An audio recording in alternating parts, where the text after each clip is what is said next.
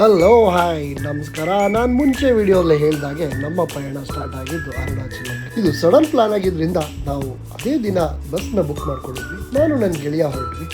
ಇವನು ಯಾವಾಗಲೂ ಹಿಂಗೆ ಗುರು, ಎಲ್ಲರೂ ಟ್ರಾವೆಲಿಂಗ್ ಅಂದರೆ ದೇವರೇ ಕಾಪಾಡಪ್ಪ ಅಂತ ಫಸ್ಟ್ ಕಾರಲ್ಲಿ ಹುಡ್ರು ಅಷ್ಟೇ. ಕಾರ್ ಓಡಿಸೋರ್ ಮೇಲೂ ನಂಬಿಕೆ ಇರಲ್ಲ, ಬಸ್ ಡ್ರೈವರ್ ಮೇಲೂ ನಂಬಿಕೆ ಇಲ್ಲ ಗುರು. ಜೀವದ ಮೇಲೆ ತುಂಬ ಆಸೆ ಇಟ್ಕೊಂಡಿದ್ದೆ. ಅರುಣಾಚಲಂಗೆ ಜಸ್ಟ್ 4 hours ಟ್ರಾವೆಲ್ ಇದ್ದಿದ್ದರಿಂದ ಸೊ ಮಧ್ಯದಲ್ಲಿ ಒಂದು ಬ್ರೇಕ್ ಇತ್ತು. ಬ್ರೇಕ್ ಆಗಿದ ತಕ್ಷಣ ಫೈನಲಿ ಅರುಣಾಚಲಂಗೆ ರೀಚ್ ಆಗೋಷ್ಟೊತ್ತಿಗೆ 12 ಗಂಟೆ ಆಗಿತ್ತು. ಮೇನ್ ನಾವು ಬಸ್ ಸ್ಟಾಪಿಂದ ರಾಜಗೋಪುರಂ ಹತ್ರ ನಡ್ಕೊಂಬರೋಷ್ಟೊತ್ತಿಗೆ ಒಂದು 2 ಕಿಲೋಮೀಟರ್ ಆಗಿತ್ತು. ನಡ್ಕೊಂಡೇ ಬಂದ್ವಿ. ಅರುಣಾಚಲಂಗೆ ಬರಬೇಕು ಅಂದರೆ ಶಿವನ ಆಜ್ಞೆ ಇರಲೇಬೇಕು. 14 ಕಿಲೋಮೀಟರ್ಗಳ ಪ್ರಯಾಣ, 8 ಲಿಂಗಗಳ ದರ್ಶನ, 4 ಗಂಟೆಗಳ ಸಮಯ, 1 ಗಿರಿ ಪ್ರದಕ್ಷಿಣೆ. ಅಂತೂ ದೇವರ ಕೈ ಮುಗಿದು ದೀಪ ಹಚ್ಚಿ ನಮ್ಮ ಗಿರಿ ಪ್ರದಕ್ಷಿಣೆನ ಸ್ಟಾರ್ಟ್ ಮಾಡಿದ್ವಿ. ನಾವು 14 ಕಿಲೋಮೀಟರ್ ಅಲ್ವಾ, ಆರಾಮಾಗಿ ನಡಿಬೋದು ಬಿಡುಗುರು ಅಂತ ಸಾಕ್ಸು ಏನು ಹಾಕ್ಕೊಳ್ಳೋದಿರ ಬರೀ ಕಾಲಲ್ಲಿ ನಡೆಯೋಕ್ಕೆ ಅಂತ ಶುರು ಮಾಡಿದ್ವಿ.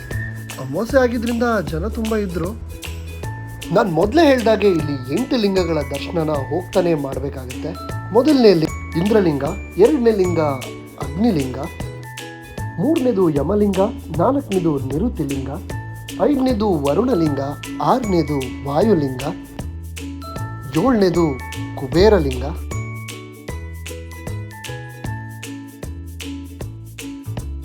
ಮಧ್ಯದಾರಿಯಲ್ಲಿ ಇದೊಂದು ಮರ ಸಿಕ್ತು. ಇಲ್ಲಿ ತುಂಬ ಅರ್ಶಿಣದ ಗೊನೆಗಳನ್ನ ಕಟ್ಟಿದ್ರು, ಹಾಗೆ ಕಲ್ಲುಗಳು ಕೂಡ ಜೋಡಿಸಿದ್ರು. ಇದನ್ನು ಕಟ್ಟಿದ್ರೆ ಮನೆ ಕಟ್ತಾರೆ ಅನ್ನೋ ನಂಬಿಕೆ ಅಂತ ಇಲ್ಲಿ ಜನಕ್ಕೆ.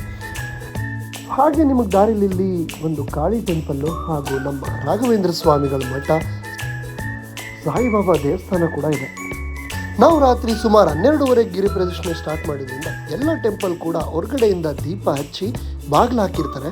ಸೊ ಹಾಗೆ ದರ್ಶನ ಮಾಡ್ತಾ ಮುಂದುವರೆದ್ವಿ. ಮಣ್ಣಿನ ಮೇಲೆ ನಡೆಯೋಕ್ಕೂ ತಾರ್ ರೋಡ್ ಮೇಲೆ ನಡೆಯೋಕ್ಕೂ ತುಂಬಾ ಡಿಫ್ರೆನ್ಸ್ ಇದೆ.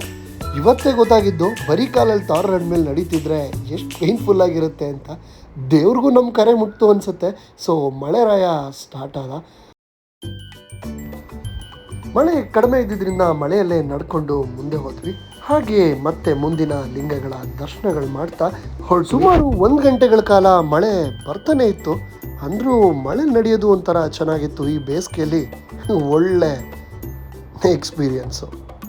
ರೋಡಲ್ಲಿ ಸುಮಾರು ಸಾಧುಗಳು ಕೂತಿರ್ತಾರೆ. ಇಲ್ಲಿ ಮಿನಿಮಮ್ ಅಂದರೂ 200ರಿಂದ 300 ಸಾಧುಗಳು ನೋಡಿದ್ವಿ. ಎಲ್ಲ ರೋಡಲ್ಲೇ ಭಿಕ್ಷಾಟನೆ ಮಾಡ್ತಾ ಕೂತಿರ್ತಾರೆ.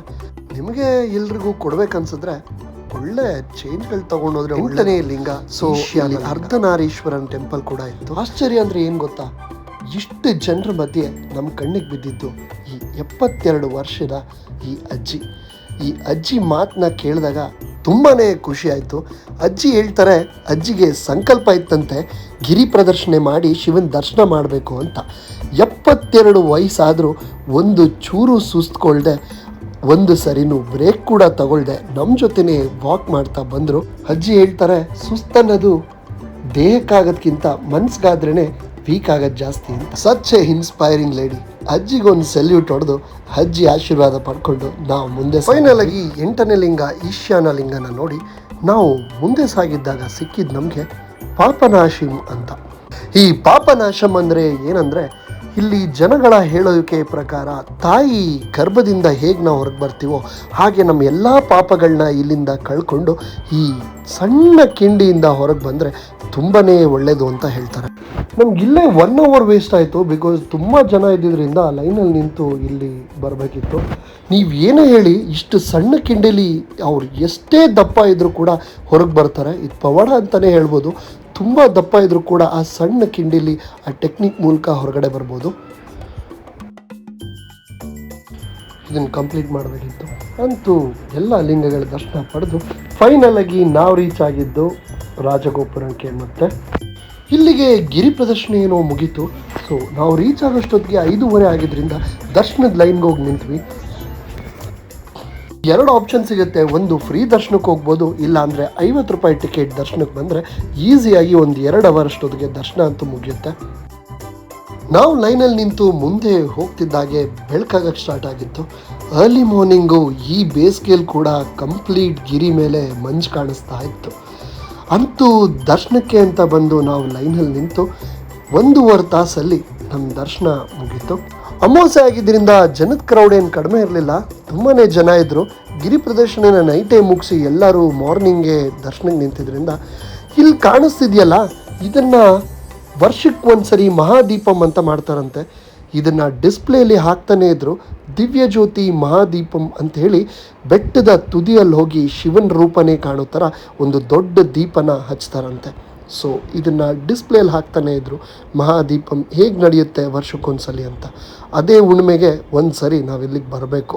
ಅಂತೂ ಫೈನಲ್ ಆಗಿ ಅರುಣಾಚಲೇಶ್ವರನ ದರ್ಶನ ಮುಂಜಾನೆ ಆಗಿದ್ದರಿಂದ ತುಂಬ ಖುಷಿ ಆಯಿತು. ಅರ್ಲಿ ಮಾರ್ನಿಂಗಲ್ಲಿ ದರ್ಶನ ಮುಗಿಸಿ ನಾವು ಈಚೆ ಬರೋಷ್ಟೊತ್ತಿಗೆ 7:45 ಆಗಿತ್ತು. ಸೊ ಹೊರಗಡೆ ಬಂದು ಎಲ್ಲ ಗೋಪುರಗಳನ್ನ ನೋಡ್ತಾ ಒಂದು 1/4 ಗಂಟೆ ಅಲ್ಲೇ ಕಳೆದ್ವಿ. ಅರುಣಾಚಲಂ ಟೆಂಪಲಲ್ಲಿ ನೀವು ಲೈನಲ್ಲಿ ನಿಂತಾಗ ನಿಮಗೆ ಕಾಣುತ್ತೆ ಈ ರೆಪ್ಲಿಕಾ ಅಲ್ಲಿ 9 ರಾಜಗೋಪುರಗಳು ಒಂದೇ ದಿಕ್ಕಿನಲ್ಲಿ ಹೇಗೆ ನೋಡೋದು ಅಂತ ಕಾಣಿಸುತ್ತೆ.